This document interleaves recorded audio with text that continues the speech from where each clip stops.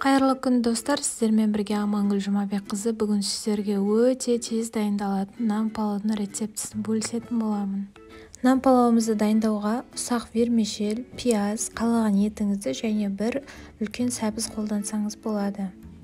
Ең алдымен көкөністерімізбен етімізді турап дайындап аламыз. Мен сәбізді осылай кубиктеп турадым. Сіз өзіңіздің қалауыңызша турасаңыз болады.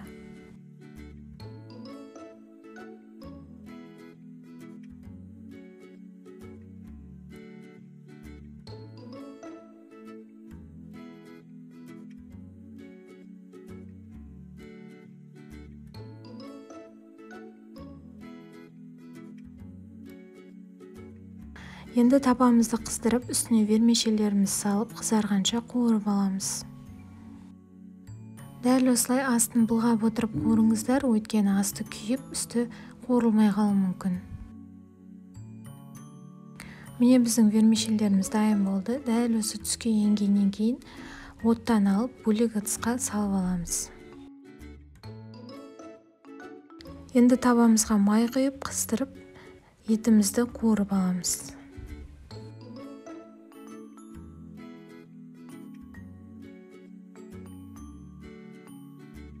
Қуырылған етіміздің үстіне пиязымызды салып, бұны да қуыратын боламыз.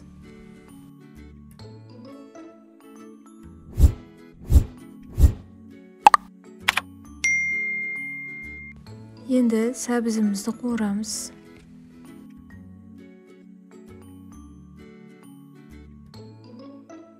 Енді үстіне аздап су құйып, сарымсағымызды салып, бір қайнатып аламыз, сәбізіміз піскенше. Осы уақытта үстіне тұзымызды салып, дәмдеуіштерімізді салып, бір қайнатып аламыз.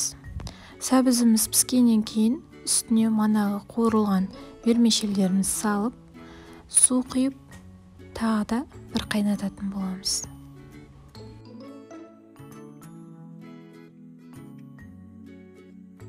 Көп мөлшерде судың құюы қажеті жоқ, өйткені вермишелеріміз буға піскенде дәмдірек болып піседі.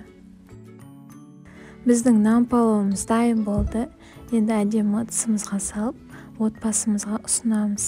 Достар, менің видеом ұнаған болса, каналыма тіркеліп, лайк басып, пікір қалдыра кетіңіз. Сіздермен бірге болған Амангүл Жұмабек қызы.